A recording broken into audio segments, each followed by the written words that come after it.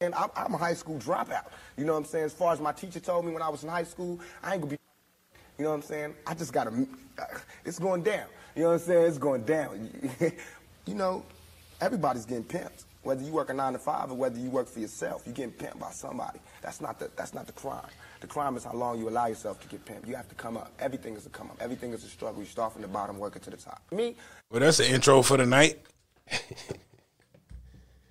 Words from the late, great Tupac Shakur. Ooh. Everybody's getting pimped.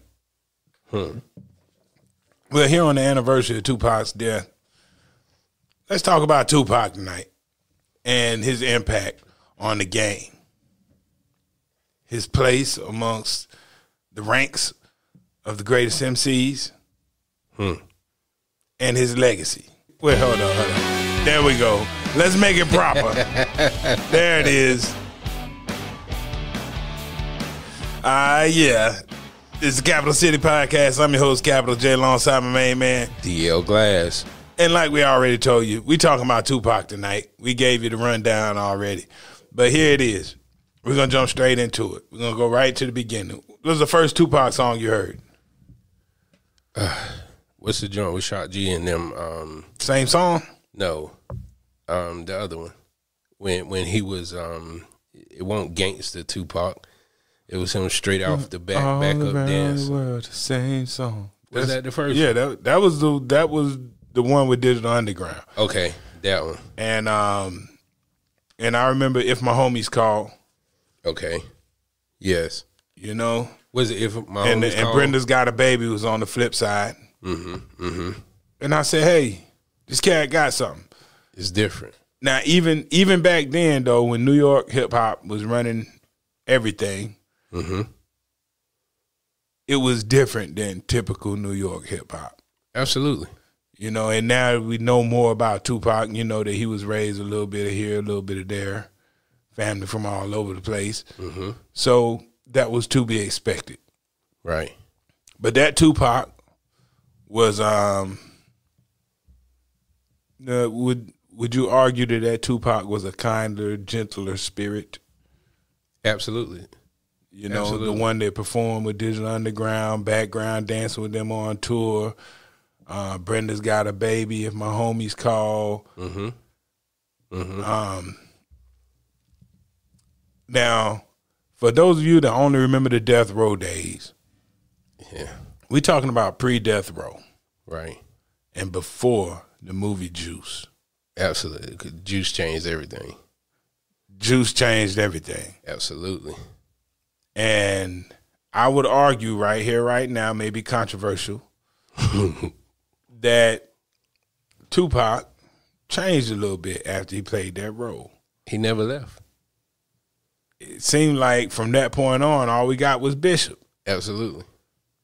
Yes. You know, there was some conscientious things sprinkled here and there. And, you know, we always knew he was about the people. Right. So that never changed. He never stopped speaking liberation for the community. But after he played Bishop in the movie Juice, I felt like the old Tupac was gone. And you know what? I don't give a fuck. I don't give a fuck about you. I don't give a fuck about Steel. I don't even give a fuck about my damn self. That was words from the movie. And from that point on, ruthless. He was an entirely ruthless, polarizing character. They should have never gave him that gun. Hey, now let's talk about what the rap. Now, we said we're going to talk about Tupac's legacy. We're going to talk about his place in the upper echelon of emceeing. Right. And his impact on the game. So, let's start with his impact on the game. Up until that point, I don't think that a rapper, up until Juice came out, I don't think that a rapper had put out a really, really good showing in a dramatic role yet. No. A lot of actors had been in movies. I thought Run did decent in Crush Groove. But you know, but Tougher Than Leather was terrible. Yeah, because Pac went dramatic on that. Sure. Pac went dramatic. He did a great job in the movie. He wasn't playing a rapper. Yeah. Ice-T tried it. Ice-T, it took Ice-T a long time to get his acting chops up. We still waiting though, right? Hey, I'm just saying I don't think Ice-T is bad. Oh, God. But you know, when you hold it up to great performances from rappers, Right. You know, like Tupac set the standard for the transition. Mm-hmm. Is Queen Latifah, like when Queen Latifah did Set It Off, you know, it immediately put me in mind of Tupac playing Bishop in Juice, like the way that she nailed that role. Right. So his impact on the game early in the game, before he's a major rap star, he became a movie star. Absolutely. And was good at it. He did good in Poetic Justice. Great job. Right. Great job. Tupac was arguably a better actor than rapper. That's my controversial statement. Right. But we're talking about impact on the game. You know, that had to have opened some doors for some other people. We got a lot of actors that were rappers now. Right. And I think it had a lot to do with, like, he made mention of his high school teacher saying that he wasn't shit. That's kind of hard for me to believe if he went to a school of the arts with Jada Pinkett. Right. As talented as he was, it's kind of hard for me to imagine those liberal teachers looking at a talent like Tupac and making that statement. Maybe this is before he switched over. Maybe this might be a public school teacher telling him that. But at a school of the arts, Right. Right. game recognized game. Absolutely. Dude was talented. Mm-hmm. You know, period. On a lot of levels. Right. And now, so first we're going to give Tupac credit for being the first successful transition to film. Successful. Right.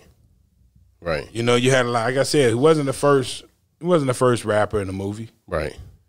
by any means. Mm-hmm. But arguably he was the best rapper to transition in the movies. Absolutely. You know, and then today you have Will Smith killing it. Ice Cube. Ice Cube, great jobs. Yes. You know, Queen Latifah, Ice-T, LL Cool J. Leave Ace alone. Leave T alone, man. Okay. I want to shoot you so bad right now.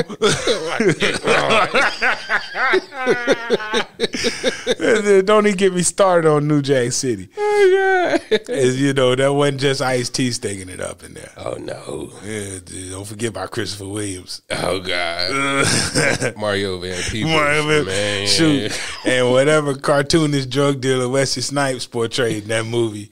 Like Nino Brown, like the only place I knew Nino Brown was in that movie. Chris Rock was the best actor in that movie. Chris Rock was hands down the best actor in that movie. Absolutely. But we digress. Yeah. Now, all of this stuff, like, you know, Tupac definitely set the bar for transitioning into film. Right. So, huge impact on the game there. So we're going to, what do you call it, parking lot that about the actor. Yeah. Let's parking lot that because that's going to come back up again. Yeah, we'll get back to the actor part. Yeah. Now, the second part of his impact on the game. Now, if you're a Tupac fan, sorry, I'm just going to keep it a buck here. Let me clear my throat before I say this. Tupac had a hugely negative influence on the game. Once he got shot in New York at that studio, a part of him took beefs to a place that hip hop had not been before. And understandably so. One part of me says, well, I kind of get it. You know, if you feel like somebody tried to kill you, then it's no holds barred. But pre-Tupac and that beef that he had with Bad Boy. All right, this thing you're listening to is called a chat. We'll fix that in post. But pre his conflict with Bad Boy Records, the rap landscape was pretty peaceful. It was fairly peaceful. Would you agree? Absolutely. Yeah. East Coast and West Coast, while, you know, I'm not going to say they were best friends, but rappers could travel back and forth without a lot of problems. Mm-hmm. Now, I'm going to compare Tupac's impact on the rap game at that time to Donald Trump's impact on America when he was running for office. Whoa. Now, that's a controversial statement, but hear me out. Wait a minute. This is Capital City with capital J. Now, I want you to think back. People always had feelings. Feelings of resentment, feelings of hostility towards one group or another. But sometimes it takes an influential person to make those people who feel like that act out. And we saw it with, like, you know, had Donald Trump not been in office, we would have had a peaceful transition of power. That's a fair statement, right? Yes, absolutely. And had Tupac not been in the position that he was, I don't think that the East Coast, West Coast beef would have escalated the way that it did. And that's what happens when you have somebody who has a powerful following and they use their influence to encourage other people to feel the same hostilities that they feel. Something that could have been deep down boiling anyway, but you got to understand that we talked about this a lot. The influence in New York, that's those, that's my beverage. But the influence that New York had on the hip hop scene in the early 90s, while New York, New Jersey, Delaware, you know, all the northeastern part of the country was on it, parts of North Carolina. The rest of the country, you know, there was a certain amount of arrogance that New York held. Mm-hmm. And while it wasn't being spoken out loud, a lot of people held resentment because there were a lot of other people taking part in the hip-hop industry, and they felt like they weren't getting their correct due. And I think that Tupac spoke for a lot of those people. Mm-hmm. Mm-hmm. They found in him the same type of leader that the unheard felt like they found in Donald Trump. Whew. Wait a minute. I'm not saying Tupac is Donald Trump. I know what you're saying. I'm saying that if you tap into the negative energy of a group of people that feel like they have not been properly represented, then you can move mountains with that group of people. Hence why, yes. And Tupac tapped into the same type of energy from the unheard. The people, I was teaching school when Biggie got killed. And being in college or coming out of a college scene, you know, you get a lot of people down here from New York. Biggie was everything, and Tupac wasn't that big amongst the college crowd. He was bigger amongst the non-college crowd. Right. Thug life. He's speaking to a different group of people. Right. And the people he's speaking to go a little bit harder. You see what I'm saying? Right, right. And I remember one of my students, I was like, I was giving him some reading material, And I just happened to have an article about Biggie. I gave it to one kid. I was like, "Hey, read this." You know, something. Hey, it's Biggie. You know, he's like, "Man, fuck Biggie. I'm down with Tupac." Right. Just like that too. Oh, it was exactly like that. Yeah. He said in those words. Yes. Yeah. And you know, it hit me then. I was like, you know, Tupac is speaking to a group within our own community that is not represented properly. Absolutely. People who are not from New York. Now you got to remember, New York is only the northeastern. Their influence was the northeastern part of the country, but they kind of own the radio. But you got the whole rest of the country is doing their own thing, and they're not being heard at this time. There's no Outkast, and you know, Nelly's not happening. Right. UGK ain't bumping like that, but they still there in every region doing their thing. It's the disenfranchised. The disenfranchised. Absolutely. And Tupac spoke for them. Yes.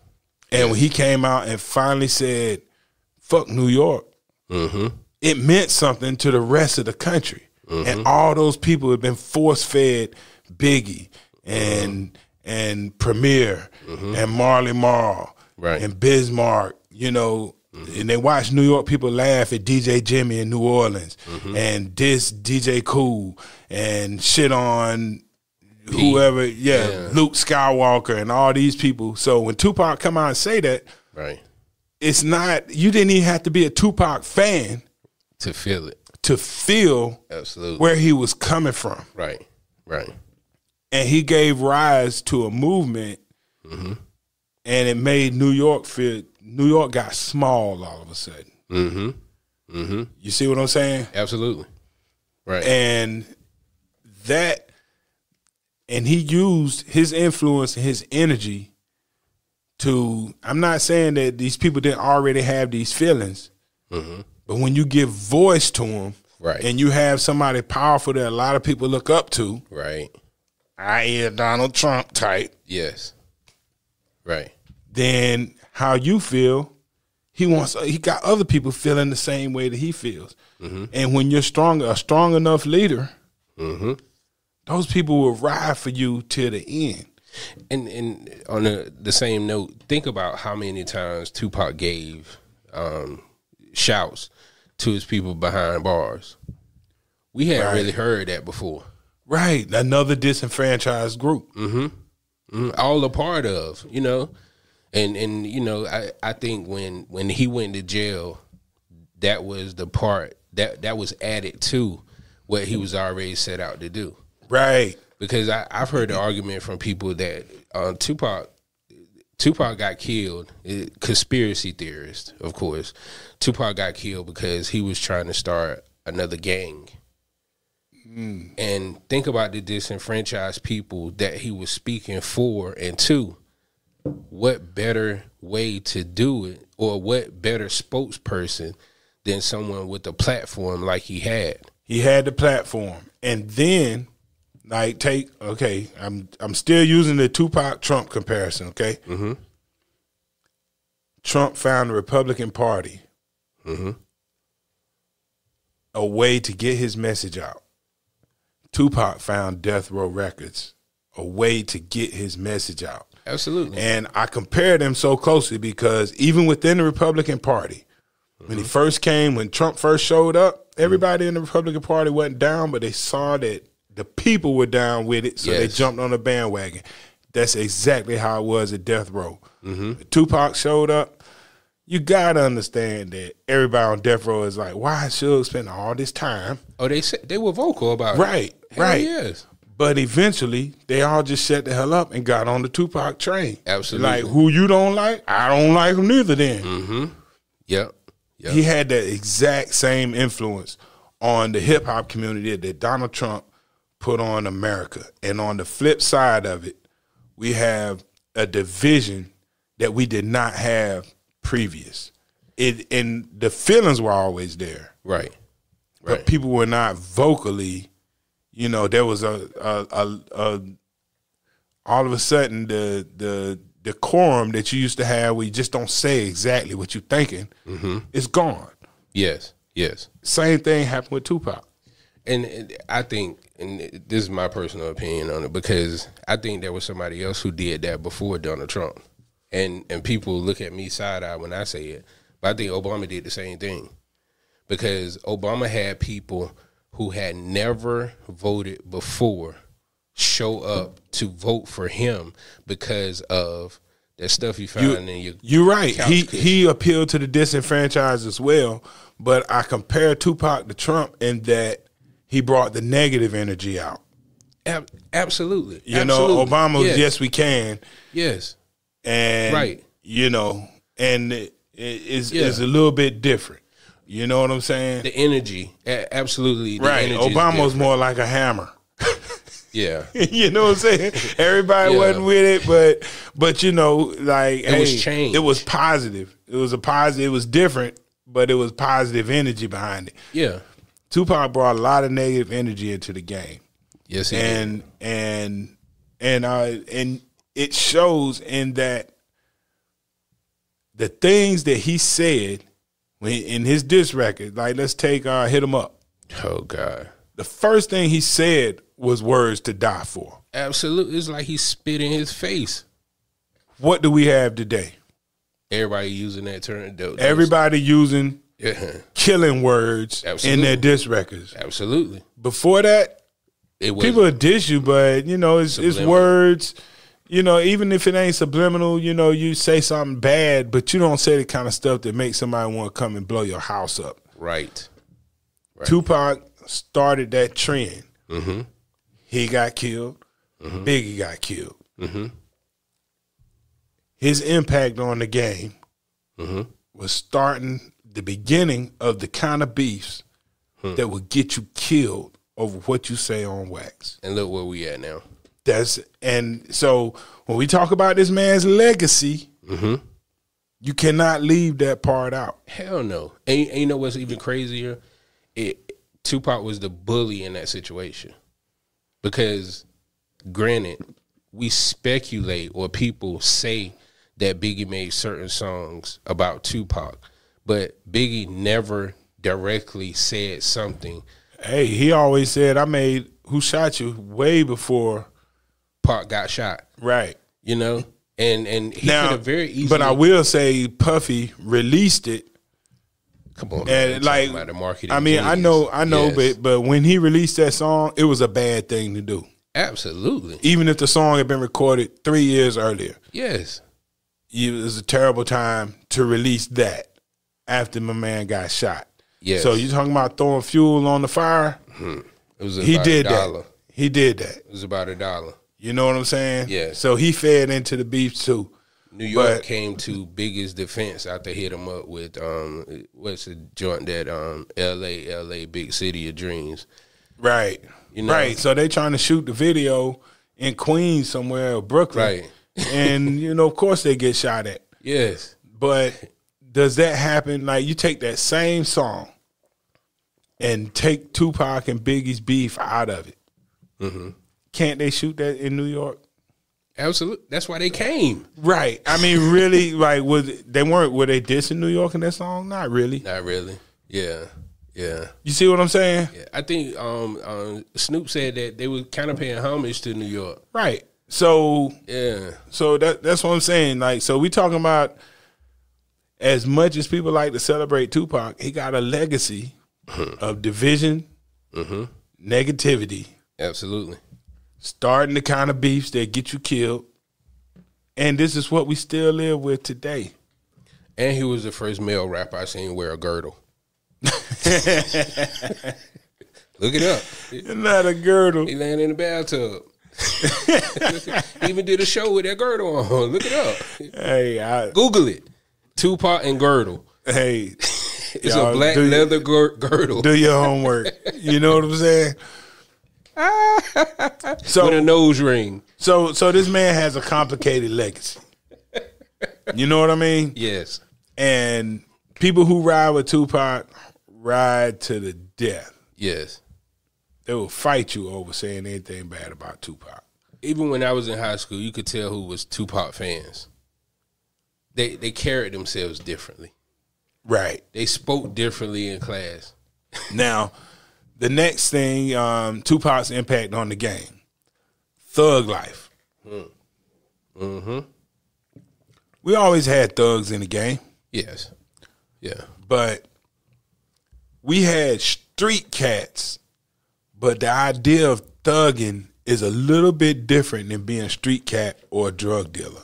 Mm-hmm. Thugging is a little bit different by definition. Absolutely. You know, a thug is not necessarily a drug dealer. No. They're straight criminals. You know, and thug kind of implies forceful. You know, whatever you're doing, you do by force. They're predators. Brute force predators. Yes. Now, promoting thug life so heavily changed the game a little bit too. Mm-hmm. And that's why I always say that, you know, once Tupac was gone, had he never been there, is DMX as popular? Is Master P as popular? Is Trick Daddy as popular? We talked about this before, but I think you should say the elements that each one of those artists. They each took a little bit from Tupac's playbook. Right. And most importantly, they all three represented the thug life to the fullest. Mm-hmm. So they were proteges of the thug lifestyle. Mm-hmm. You know, Master P, Trick Daddy, I'm a thug. Hood. Baby, because I'm a thug. Right. DMX, look at DMX. Take a picture of Tupac and take a picture of DMX, put them side by side. Shirt off, bald head, scarf. Right. Mm-hmm. Where my dog's at. I mean, you know what I'm saying? And DMX was about that thug. Like, he was a thug. Absolutely. Like, if you had to picture what kind of thug is Tupac talking about, DMX was it. DMX was it. Right. You know? Mm-hmm. Do you think they would have got along? I think they would have got along royally. Okay. I think they would have been best friends. Okay. Like, when you, and I say that because both of them were both thoughtful thugs. Right. Thoughtful, sensitive thugs. Right. And I don't mean sensitive in like a girly type of way. Nah, I know what you mean. But they were sensitive. They cared, you know, like, yeah, they had this I don't give a attitude. Right. But they also cared about people. That's a mental illness. There's some mental shit going on there. Well, whatever it was, I think that Tupac and DMX would have been inseparable. Right. And Trick Daddy. Trick Daddy too. Yeah. You know? If Tupac would have gotten to a point where he could have, if he had ever gotten to a point where he was like, I'll roll with anybody besides my death row family.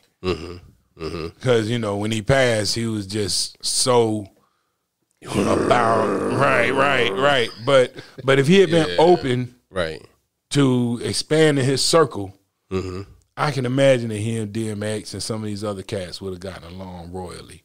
I could definitely heard Master P and Tupac doing a song together. Come on, man. Yeah. You know, and like, even to bring it back home a little bit, Petey Pablo too. You know? Yeah. For real. Yep, they represent the same thing. I think that even Nelly took a little page from Tupac's book. You know, just the way that the ladies like him, I think they like Tupac the same way. Absolutely. You know, and he represented a non-New York cat that had a little bit of street edge. And somebody's going to say, Nelly, that pretty boy. Man, go back and listen to Nelly first album. And I ain't talking about the sense. Right. Nelly was street when he came out. Hell yeah. Country grammar. He was spitting street rhymes. And then, like I said, and also coming at you from a non-New York angle. So another part of Tupac's legacy is his void opened the doors for people to take the parts of his character that are missing from the game and run with them. And I like how you use the word character, because that goes back to our parking lot about the actor part. Right. You know? Like, and we can go there now. How much of what we saw out of Tupac? Well, of course, you know, everybody like, you know, I don't want to ever say to anybody, you know, ain't being real when they being themselves, because each person has a wide range of traits that they can show you at any given moment. Absolutely. So just because Tupac was at one time, you know, if he was a good student in school, that doesn't mean that he can't be a dangerous criminal Right. outside of school. Right. Or, you know, if he was in acting class or dancing, like, you know, I don't know why. I mean, when Jay-Z put the picture of Prodigy on the screen, like, Right. hey, man, how many people you know or who they were when they were 8 years old, 9 years old? Like, I don't see, you know. Right. So that means nothing. Mm-hmm. But how much of what he was doing, do you think it was all 100% him? Or how much of it do you think was influenced by playing a role in Juice or being around even more dangerous thugs when you're hanging with Death Row? Well, the only thing I could base it off of is what I've read and seen about Tupac. And before Juice, this wasn't the Tupac.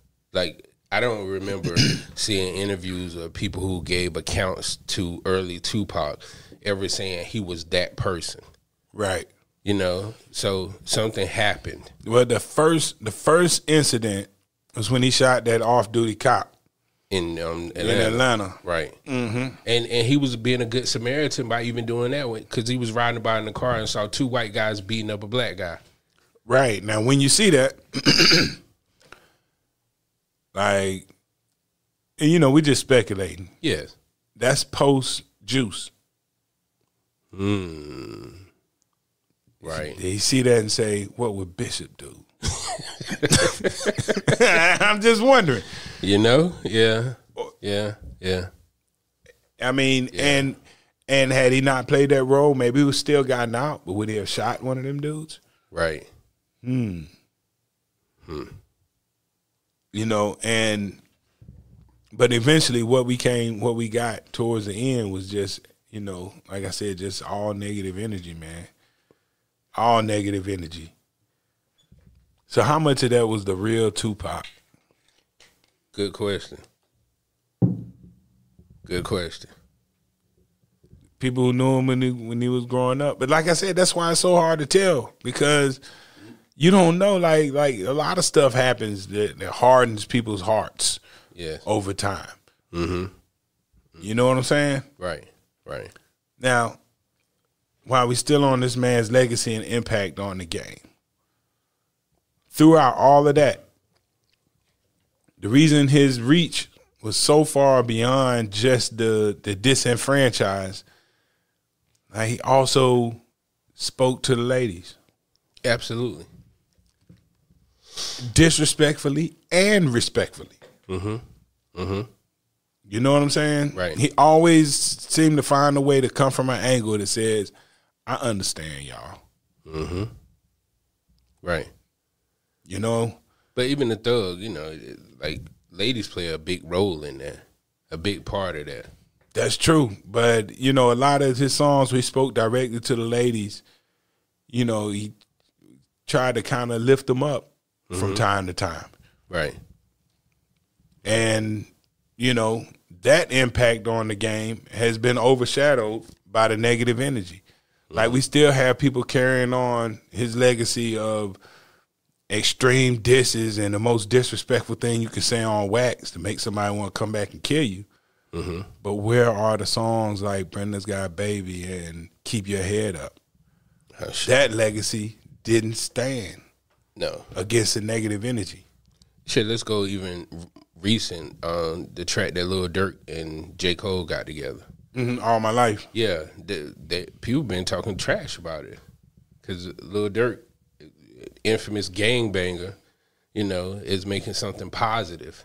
Right, and Tupac at the time was able to do stuff like that. Right, right.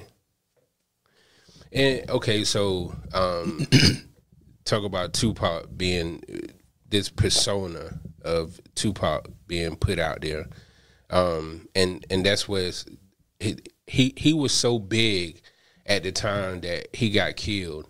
Like the record labels and the execs, they knew that. They paid attention to that.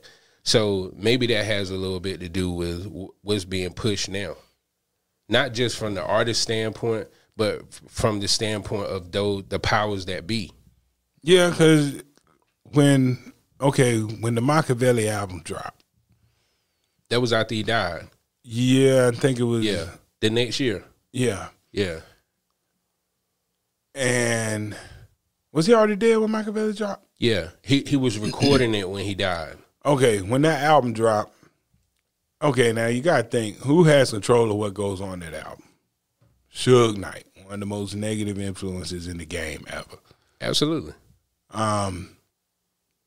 Wasn't a lot of radio play off that album. You know, it was a hit. The album was a hit. To Live and Die in L.A. was on that. That was like the biggest. In L.A., Toss It Up. Yeah. To Live and Die in L.A., I think might have been the biggest one up there. I don't know. I think Toss It Up did numbers too. Yeah. I'm not taking away from that. Yeah. But yeah. But in general, it wasn't Hail a Mary radio. numbers. Right. It wasn't a radio album. Hail Mary was the only thing that was ever released as a single. Oh, wow. Damn. You might, okay.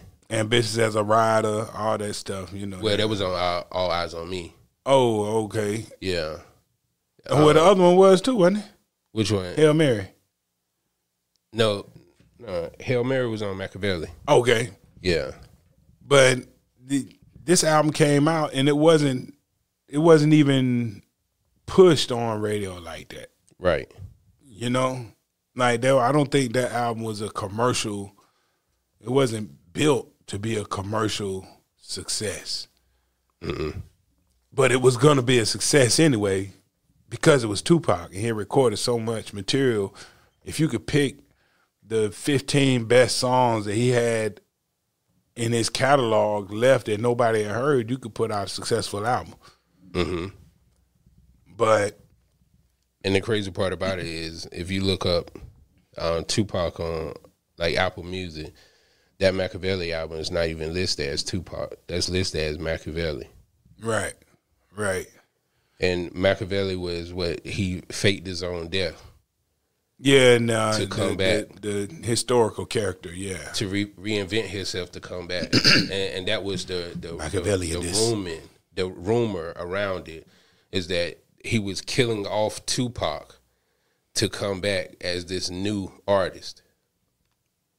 That's hence Machiavelli. Right. Yeah. Well, at the end of the day, we got a dope album that was not built for radio. Right. The album was not made for radio. Where would you rank that album? I think it was one of Pac's best albums. Well, that and all. Well, I don't know, man. He had like to me, he was like Tupac was banging all the way up till Machiavelli. Like, you know, All Eyes on Me was insane. That joint, even the Thug Life album was good. You know what I'm saying? Yeah. So, you know, with the exception of the very first, I think everything he put out was pretty strong. Right. And Machiavelli wasn't even released on Death Row. What was that released on? Amari, AMARU Entertainment. It was an Interscope deal. I think it's still Death Row in there, okay. though. Like, you know. Yeah, I think that still had Death Row imprint on there. But you knew the intent because they didn't even put out a whole lot of clean versions of songs off that album. So you talk about what did the powers that be do after that? Why are they pushing all this negative music? Well, I'm sure they did see what happened with Tupac and what you get away with. But at the same time, that was, you know, that's what Death Row did. Right. Like, think about everything they put out was, you know, had a similar kind of energy. Yeah. You know what I mean? Yeah. So, did they stray? No. They do anything different, and they have been doing that for years. Right. You know? But when you go back and listen to the Chronic and Snoop Dogg's first album, you know, they still had fun type anthems. Wasn't anything fun on that record. Nothing. Dark Cloud. Dark. Yes. Everything dark. And that dark energy, man, the dark energy was tough on the community, you know? Like, to this day, a rapper can't show up in L.A. Right. Still. Yeah. And I think we forgot to mention somebody who came from that Tupac imprint. Who's that? 50 Cent. He's another shirtless thug, ain't he? Yeah. And you know, I saw this All Eyes on Me album cover, and I was like, look at 50 Cent. Yeah. And I think at one point, didn't 50 Cent have on a girdle? He had on a white one. See, I think those are bulletproof vests. No, bro, that was a girdle. Tupac had on a girdle. 50 Cent might have had on a bulletproof vest, but Tupac had on a girdle. Hey, I'm not looking at the picture right now, so I'm gonna give you that. If you remember a girdle, then you saw a girdle. Oh God. But okay, where were we? Still talking about his legacy and Zen Brent. Okay, so the lasting legacy of Tupac is giving rise. Oh my goodness. But he took that picture when he was still alive. That's not a girdle. No. I'm just saying that. Him in the tub. Hey, that's for the ladies, man. You know what I'm saying? I guess. That was probably in Playgirl or something. Now, so today, when I think Tupac, though, I think the man who divided the country. The same way I think about Trump. When we talk about, I don't know what you call that thing right there. It's a girdle. Yeah, I don't know what that is. You know what? It's a girdle, man. What is it? It's not no bulletproof vest. Nah, you right, man. That's What some is kind it? of a girdle. Thank you. I'll be damned. Google Tupac girdle. That's all I'm going to say. That's all I'm going to say. Yeah, I lost my whole train of thought. It look real young thuggish right there. Oh, you know what I'm saying? Oh, boy. Hey. Whoo. Stop it. With the red suit on, the devil, and Snoop standing there with what you call that hat Snoop got on? What you call that hat? That buckle you could pull the joint up and it get taller. It's just a cap. Okay. You know the yeah. Okay. Kango style cap. I love showing that picture of Tupac. Oh my goodness. Well, now we gotta move. Look, legacy. You know, a lot of people think Tupac is one of the greatest. Is Tupac one of the greatest MCs ever? Never. You don't think so? No, Tupac. I don't think he's one of the greatest MCs, but I think he's a great MC. Okay. But not one of the greatest. He's not. I couldn't put him in the top 20. No, I can't either. Thank you. Okay. Now, but when you talk about prolific, he's probably one of the most prolific MCs. I can't take that away from him. You know what I mean? Yeah. But when you go through his whole body of work, that's why they can still they kept releasing Tupac music. And now everybody who's saying, what you mean Tupac ain't one of the greatest? I'm gonna say this. After that man died, there were probably 30 or 40 songs came out. Right. How many of them do you remember the words from? Nothing. So he was writing a lot. Yeah. He was very prolific. But there wasn't a lot of variety in what was in the content. No. It was just the same old thing over and over and over and over and over again. So Tupac's legacy as an MC, like, I think that he is one of the people that will always be considered a great from a technical standpoint and all of that stuff. You know, I think he was really good, but one of the greatest MCs ever. Like, you know, it wasn't a lot of stuff that Tupac said that made me say, whoa, you know what he said? Right. No. A lot of thought invoking stuff, though. Yeah, it's just... I was reaching. Okay. I mean, you know, yeah, no, it was thought invoking, you know, but I mean, you know, like when you say something conscientious or conscious, you know, are you really, you know, does that make you deep or just you just said something that everybody else ain't really talking about? You know what I mean? Yeah. Right. Right. Like Common's dope, but you know, is Common one of the? Does anybody have Common on their list of top 20s? I guess it depends on who you ask. Right, and then that's where I kind of feel about Tupac. Yeah, he talked about things that I don't think a lot of other rappers were able to get away with talking about without losing some degree of credibility. And Tupac could hit any lane and still have his love remain intact in the streets. Right. And a lot of people weren't able to do that. Right. But I also believe that if you gave him enough time, I think it possibly could have reached a point where people would say, hey, man, I ain't with that. Oh, absolutely. You know? Yeah. Imagine Tupac alive today. Right. Pick a side.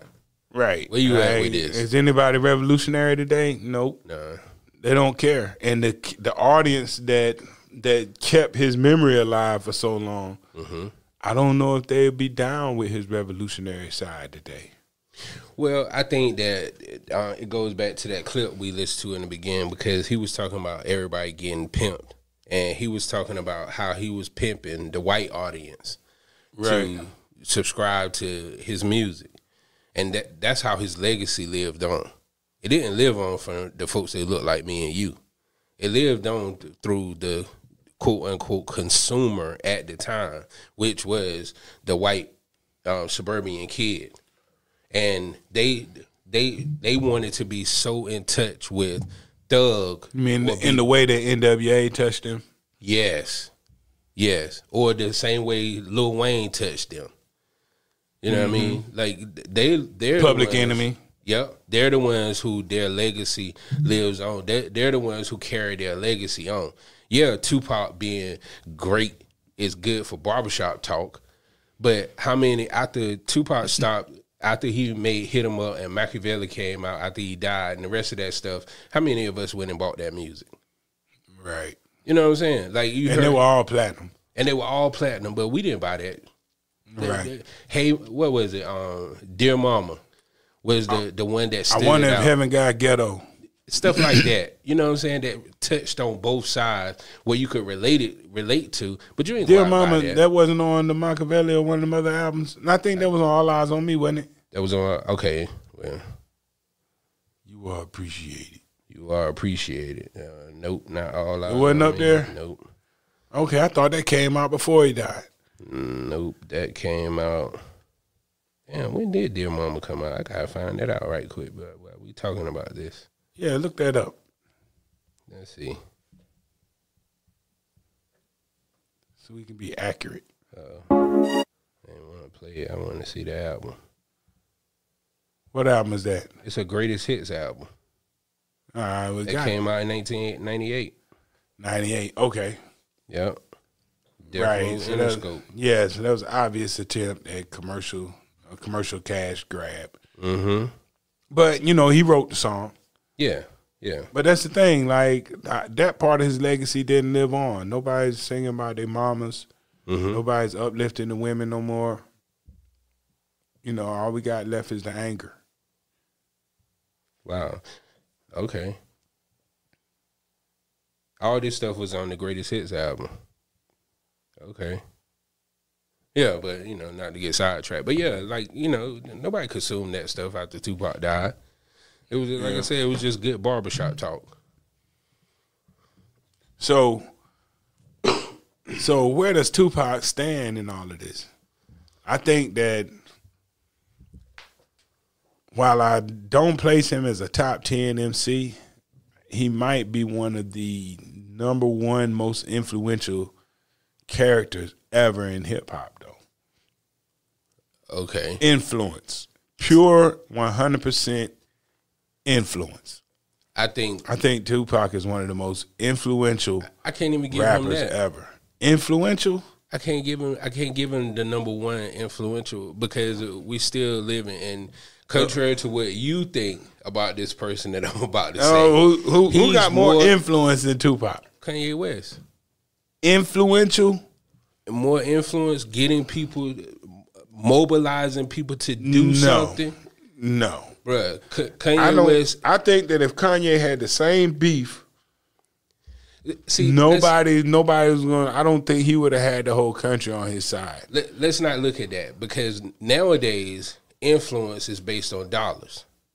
Well, we're not talking about the revolutionary part that Tupac played. Well, when I speak influence, I'm just saying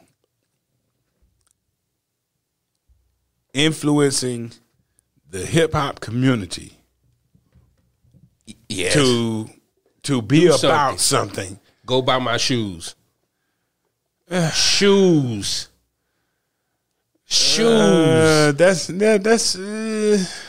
shoes. Yeah, I mean, he sold some shoes. He never played a sport, and you can go and look up Kanye West. What are those Yeezys right now? And they probably $3,000. Why? Why are they $3,000? Riddle me this, Batman. Why? I honestly I don't have an answer for that. They walking around with those what do you call those slide-on shoes right now? But can Kanye change the community, the hip hop world? He got that's fashion. He got Negroes walking around with slides committing crimes right now. Bruh, you know what? We talking. This is part of the conversation. So okay, listen. When we talking about the most influential rappers of all time, that Kanye West is on the list. Absolutely, Tupac is on the list. Absolutely, absolutely influential. Yes, and he led people to act differently. Yes. I think NWA was one of the most influential groups of all time. Dipset, influential, bro. They worldwide. Changed, that skinny clothing. I can't put them where we putting the rest of these dudes. You gotta put them somewhere. I mean, but we talking. They don't make five. They gotta make 6. We talking about Tupac, Kanye, and NWA as far as sheer influence on the culture. They changed the way the culture dressed. You gonna get at the Dipset? Yes. All these little clothes that we saw. You just gonna forget about Lil Wayne like that? Oh hell no, hell no. Lil Wayne is up there. You think Dipset started that? That's why. That's exactly why I said if they don't make 5, they got to be number 6. And I'm talking about as a group. I ain't talking about an individual person of the group. I'm just talking about Dipset. And you think of the early 2000s. We talking about the whole country.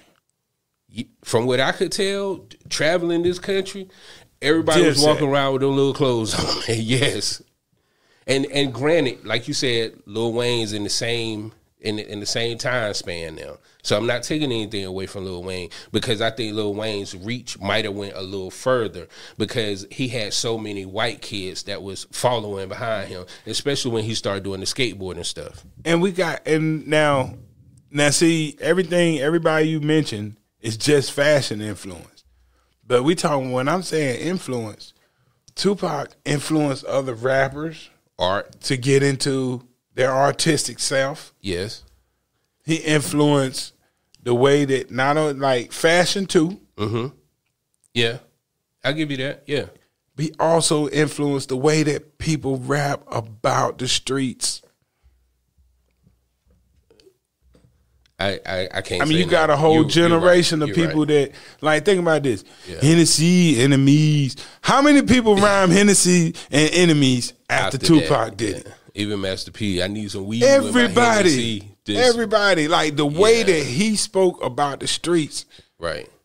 He influenced a whole generation of MCs to come behind him. Yeah. And use his formula for creating stories. Yeah. And that was part of the beef he had with New York rappers, specifically Biggie and Jay-Z was saying that they stole his swag. But Nas said that he introduced Tupac the to word Hennessy. swagger. And I say he introduced the word swag to the lexicon. And he introduced Tupac to Hennessy. Right. And what we talked about, that thug life. Yeah. Like I said, do we have DMX and Trick Daddy and all these thugs? You're right. Without, like I still think that Tupac might be the number one influence on the entire coast, not just from a fashion or movies, I'm not gonna just across the board. Yeah, like everywhere. Kanye didn't touch on movies. Kanye, his sound though is still being heard now. Kanye had a very influential sound. Yes, I think Kanye changed the way we listen to music. Not just how music is produced, but how we listen to it. Mm-hmm. And I would argue that I kind of hate that Kanye didn't continue his trajectory. Yeah, man, it's disappointing. I didn't. Yeah, I felt like he was a good, like the same way that when Tupac was at his strongest, he was kind of bad for life in general. He made things a little more dangerous. Right. Kanye wasn't that. He made things a little more peaceful.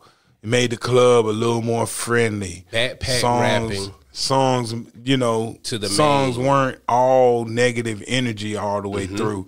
And I miss that. College Dropout, I mean, that changed the game, man. It made it okay to be a backpack rapper. Right. Did J. Cole get where he is without Kanye. without that album dropping? You know what I mean? And somebody proving that this formula can be successful. He opened doors. You know what I'm saying? Right. So, but yeah, as far as sheer influence, I'll give you that. Yeah, I think he influenced the culture in so many ways, man. Right. Good and bad. He left some that, like, I'm not trying to dog Tupac out. He did a lot of good things too. Yeah. You know what I'm saying? Right. Like where we have had DMX and all those movies he was in, if it weren't for Tupac, or even Ja Rule, where we have them, because it for Ja Rule was another Absolutely. person that benefited from the absence of Tupac. Like, I don't think Ja Rule gets one foot in the door if Tupac's alive. Right. Yeah. Matter of fact, dare I say that Murder Inc. just took a whole lot from that whole death row era. Absolutely, but they often talk about Irv Gotti specifically often talks about how close him, Suge, and Jay Prince were, and how close they were to starting almost like a commission or a union for artists and stuff like that. And Irv tried to say that was part of the reason the feds came after him. They wanted to stop his money, so they went to Supreme Team, which they thought was financing the whole Murder Inc. thing. And Jay Prince, they came after him too, but Jay Prince, then dodged them. I don't pay much attention to what Irv Gotti says. I mean, that's yeah. When Irv Gotti came to Raleigh and had a audition for the Tales thing, and the place that he had it at, and I think you had to pay to audition, I kind of lost all respect for him. All right, what? You making people pay to audition? Yeah, Yeah, that's not good. But that's that's it. I think it's important that it's great that we're talking about Tupac because his forgive me if I say the word wrong, but his lineage is is based in North Carolina. In North Carolina. Because that's where his mom is from. Right.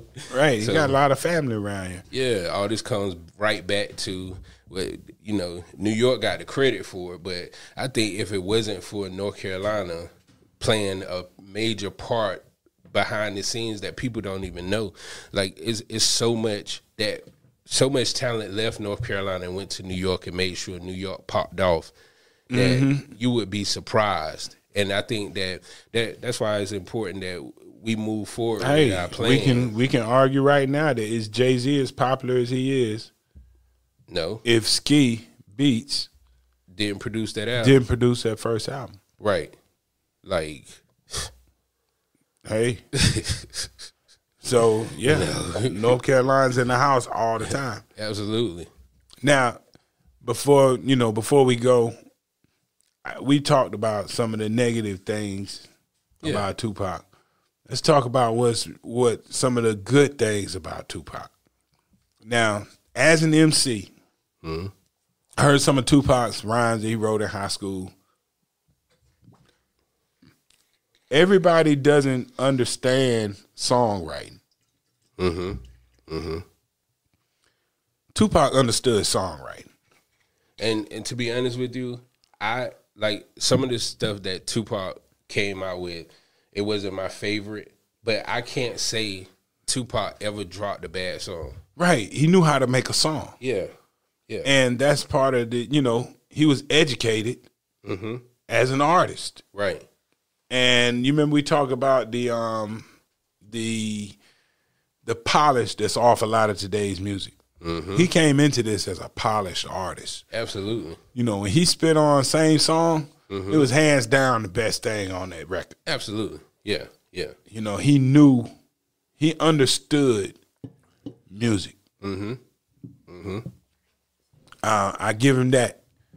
Great actor. I hate that, I just hate that we didn't get to see that come to full fruition. Right. I would love to have seen Tupac still acting, Yeah, hell yeah. Yeah.